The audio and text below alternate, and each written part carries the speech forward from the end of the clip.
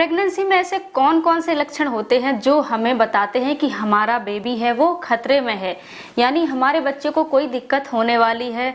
तो इसी बात पर आज हम चर्चा करने वाले हैं कि प्रेगनेंसी के समय कुछ ऐसे लक्षण होते हैं जो हमें नजरअंदाज नहीं करने चाहिए, जिससे हमें पता चलता है कि हमें या हमारे बच्चे को कोई दिक्कत होने वाली है। कैसे पहचान सकते हैं कि ये खतरे वाले लक्षण है या फिर नॉर्मल से हैं? तो सबसे पहला लक्षण होता है आपके पूरे शरीर में, फुल बॉडी में सूजन होना।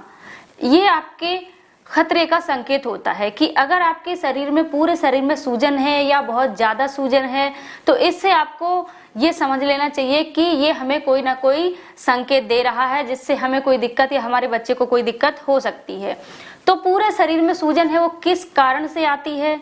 तो इसमें एक होता है आपका, अगर आपका बीपी ज्यादा आता है, ब्लड प्रेशर है वो नॉर्मल से ज्यादा होता है, तो भी आपके शरीर में सूजन हो सकती है। आपकी किडनी है वो ठीक से काम नहीं कर रही है, इस वजह से भी आपको पूरे शरीर में सूजन हो सकती है। अगर आपके शरीर में ऐसे कोई लक्षण दिखते हैं, यानी आपके शरीर में सूजन है, तो समझो आपके बच्चे को कोई ना कोई खतरा है, आपके बच्चे को कोई ना कोई दिक्कत होने वाली है। ऐसी स्थिति में आपको बिल्कुल भी इंतजार नहीं करना चाहिए, तुरंत डॉक्टर को दिखा लेना चाहिए। दूसरा कारण है आपका वजन ना बढ़ना या बच्चे का वजन ना बढ़ना।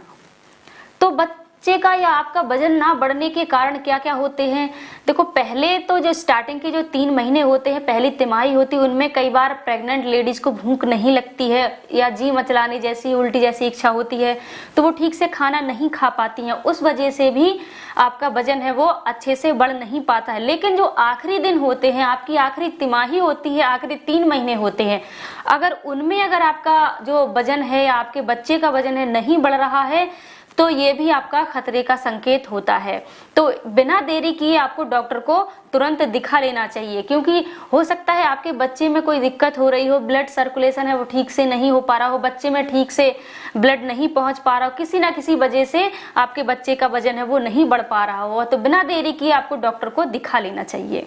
इसके बाद है आपका तीसरा लक्षण, अगर आपके बच्चे का मूवमेंट ठीक से नहीं हो रहा है, यानी आपके पेट में जो बच्चा है वो ठीक से हलचल नहीं कर रहा है, हाथ पैर नहीं हिला रहा है, तो भी ये आपका खतरे का संकेत हो सकता है।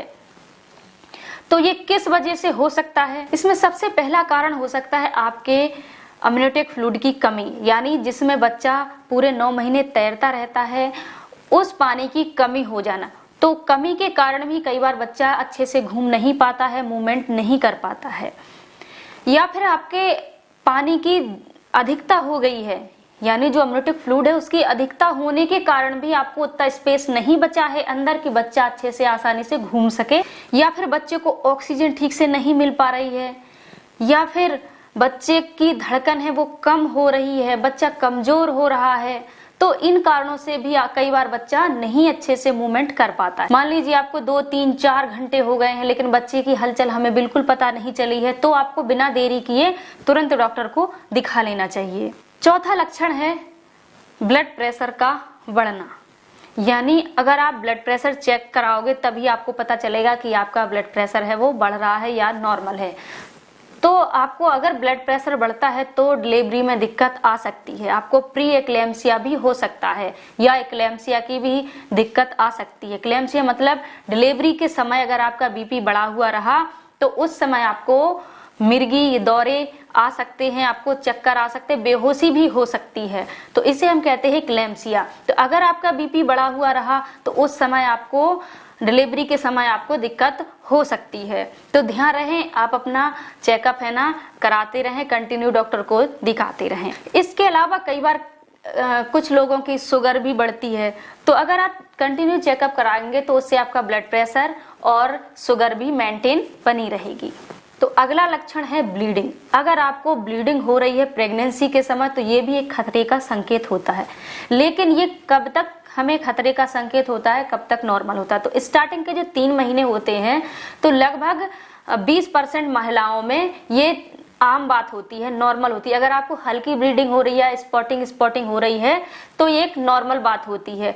अगर यही ब्लीडिंग अगर आपको तेज होने लगती है या फिर आपको लास्ट की जो तिमाही होती है, लास्ट के जो 3 महीने होते हैं उनमें ब्लीडिंग हो रही है, तो वो खतरे का एक संकेत हो सकता है। एक कारण हो सकता है आपका एक्टोपिक प्रेगनेंसी। अगर आपकी प्रेगनेंसी बच्चेदानी के अंदर ना होकर बच्चेदानी के बाहर हुई है, जैसे कि फैलोपियन ट्यूब में, तो भी आपको ब्लीडिंग हो सकती है, जो कि एक अच्छा संकेत नहीं है। दूसरा कारण प्लासेंटा होता है। अगर आपका प्लासेंटा प्रीविया है, यानी आपका जो प्लासेंटा होता है वो ऊपर की तरफ है, साइड की तरफ है, तो वो नॉर्मल होता है। अगर आपका जो प्लासेंटा होता है वो बच्चेदानी के मुंह पर है, जिसे हम प्लासेंटा प्रीविया कहते हैं, तो उसके वजह से भी आपको ब्लीडिंग होती है, जो कि एक खतरे का संकेत हो सकता है। इसके बाद होता है एक अब्रप्सियो प्लासेंटा, यानी प्लासेंटा का है समय से पहले सेपरेट हो जाना। समय से पहले मतलब जब डिलीवरी होती है तो पहले बच्चा आना चाहिए, उसके बाद प्लासेंटा सेपरेट होता है। लेकिन कुछ केसेस में होता है कि प्लासेंटा पहले सेपरेट हो जाता है, उसके बाद डिलीवरी होती है, उसके बाद बच्चे की डिलीवरी होती है, तो ये भी एक खतरे का संकेत हो सकता है। बच्चेदानी की गांठ की वजह से भी आपको ब्लीडिंग हो सकती है, क्योंकि अगर आपके बच्चेदानी में गांठ है तो जैसे जैसे आपका बेबी बढ़ता है उसके साथ साथ आपके जो बच्चेदानी में जो गांठ है वो भी बढ़ती है, जिससे भी आपको कई बार ब्लीडिंग हो सकती है। इसके बाद आपका एक कारण और हो सकता है, अगर आपको ब्लीडिंग हो रही है तो हो सकता है आपका ये प्रीटर्म डिलीवरी होने का संकेत है। प्रीटर्म मतलब अगर आपके 37 यानी 37 वीक से कम है तो उसे हम प्रीटर्म डिलीवरी कह सकते हैं। अगर 37 वीक के बाद होती है तो वो आपकी नॉर्मल डिलीवरी कहलाती है, फुल टर्म डिलीवरी कहलाती है। तो इस तरीके के जो संकेत होते हैं वो आप इस तरीके से पहचान सकते हैं और आने वाले खतरे से बच सकते हैं। तो आशा करते हैं आपको वीडियो पसंद आया होगा। अगर वीडियो पसंद आया है तो वीडियो को लाइक करना ना भूलें।